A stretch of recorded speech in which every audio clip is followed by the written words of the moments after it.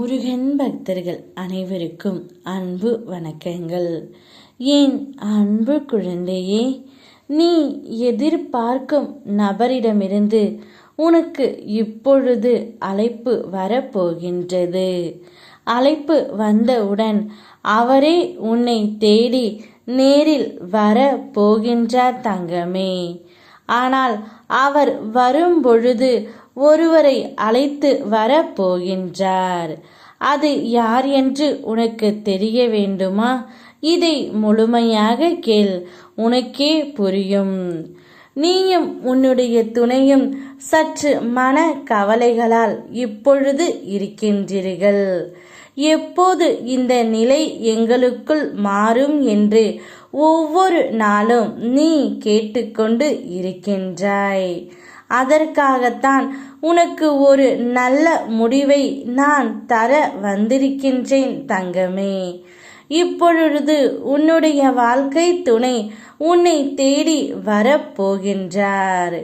நீ யாரை எதிர்பார்த்து காத்து கொண்டு இருந்தாயோ அவரே உன்னை தேடியும் வரப்போகின்றார்.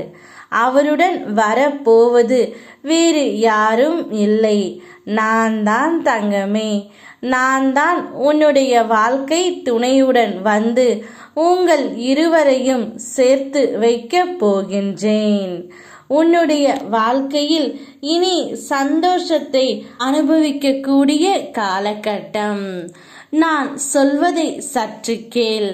உன்னுடைய வாழ்க்கையில் நடந்து முடிந்ததை எண்ணி புலம்பிக் கொண்டு இருப்பதல்ல வாழ்க்கை. நடந்ததை மறந்து உன்னை அழ வைத்தவர்களின் முன்பு சிரித்த முகத்துடன் சிறப்பாக வாழ்ந்து காட்டுவதுதான் உண்மையான வாழ்க்கை. நீயும் உன்னுடைய துணையும் எந்த அளவிற்கு சந்தோஷமாகவும் சிரித்தும் வாழ்கிறீர்களோ அதுதான் உங்களை வெறுத்தவர்களுக்கு நீங்கள் கொடுக்கின்ற மிக பெரிய தண்டனை தங்கமே.